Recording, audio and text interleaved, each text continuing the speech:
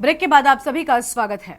लोकसभा चुनाव में कहीं न कहीं इंडिया गठबंधन को इस बार सीटों में बढ़त हासिल हुई है, जिसके बाद से आम आदमी पार्टी के उत्तर प्रदेश प्रभारी संजय सिंह ने के न्यूज संवाददाता से खास बातचीत की और कहा कि बड़े बड़े अहंकारियों का अहंकार जनता ने मिटा दिया है। देखिए, प्रदेश में इंडिया गठबंधन ने बेहतर प्रदर्शन किया, जिसको लेकर के आम आदमी पार्टी यूपी प्रभारी संजय सिंह हमारे साथ में हैं। सर, कैसे देख रहे हैं इस प्रदर्शन को, क्योंकि जिस तरीके से इंडिया गठबंधन ने इस बार जो प्रदर्शन किया है? देखिए, मैं बार बार आके यही बात कहता था कि उत्तर प्रदेश में संविधान और आरक्षण एक बड़ा मुद्दा है।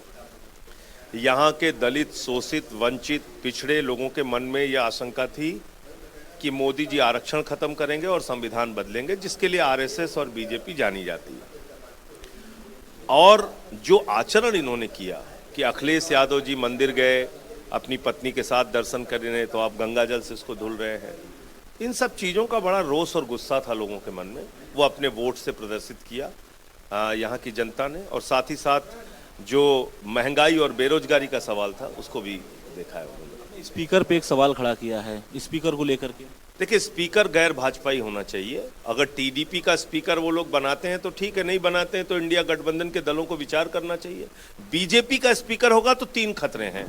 पार्टियां तोड़ी जाएंगी, सांसदों को निलंबित करके बाहर किया जाएगा और संविधान की धज्जियां उड़ाई जाएंगी, मनमाने ढंग से बिल पास कराए जाएंगे। इन 3 खतरों से बचने के लिए गैर बीजेपी का स्पीकर होना चाहिए। एक आखिरी सवाल मेरा कि जिस तरीके से अयोध्या की चर्चा हर जगह पे हो रही है, अयोध्या को लेकर के जो जीत हासिल हुई इंडिया गठबंधन को, भारतीय जनता पार्टी अब आपने कहा कि गालियां दे रही है, वहाँ की जनता को गालियां दी जा रही है। आपको मैं गलत तो नहीं बोल रहा हूँ? अयोध्या वासियों को गालियां दी जा रही हैं, प्रभु श्री राम की नगरी की प्रजा को माँ बहन की गालियां दी जा रही हैं। ये हकीकत है, सच है, आप चेक कर लीजिए। और गलती क्या है उनकी? क्योंकि आपको उन्होंने चुनाव में वोट नहीं दिया। और आपने उनके साथ क्या किया? उनके 70-70, 80-80 साल के घर आपने उजाड़ दिए, बुलडोजर चलवा दिए उनके ऊपर। आपने पुरातन मंदिरों को तोड़ तोड़ के तहस नहस कर दिया। क्या ये लोग वहां के देखेंगे नहीं? आप भगवान श्री राम का अपमान कर रहे हैं। खुद तो इतने बड़े भगवान हो गए हैं मोदी जी, और श्री राम छोटे हैं, उनको लेके ऐसे जा रहे हैं। काशी मुझे बताइए, भगवान श्री राम का किस तरीके से अपमान किया इन्होंने? गाना बनाया, जो राम को लाए हैं हम उनको लाएंगे।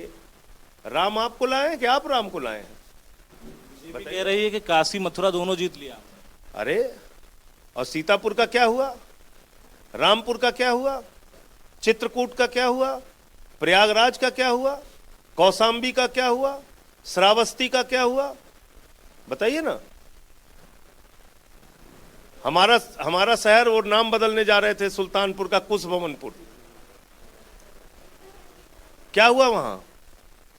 प्रतापगढ़ हार गए, सुल्तानपुर हार गए, अमेठी हार गए, रायबरेली हार गए। और इतना अहंकार ठीक नहीं। क्या करे थे? नौकर भेज दिया, लड़ने को नौकर भेज दिया। जनता ने कहा ठीक है, हम नौकर को ही जिताते हैं। डॉक्टर लोहिया ने ग्वालियर की महारानी के खिलाफ, सुक्खू रानी सफाई कर्मी को चुनाव लड़ाया था। आज तक उस चुनाव के बारे में लोग पढ़ते हैं, वो रिसर्च का विषय है। ये लोकतंत्र है। बड़े बड़े अहंकारियों का अहंकार जनता ने मिटा दिया। इसलिए दिमाग में ऐसा भूत नहीं पाल के रखना चाहिए। अगर राहुल गांधी अगर सीट छोड़ते हैं तो रायबरेली छोड़े या वायनाड छोड़े, आपके क्या विचार हैं उसमें? अब उसमें उनको राहुल गांधी जी को तय करने दीजिए, वो उनकी पार्टी का मामला है। इस पर मेरा कुछ बोलना ठीक नहीं।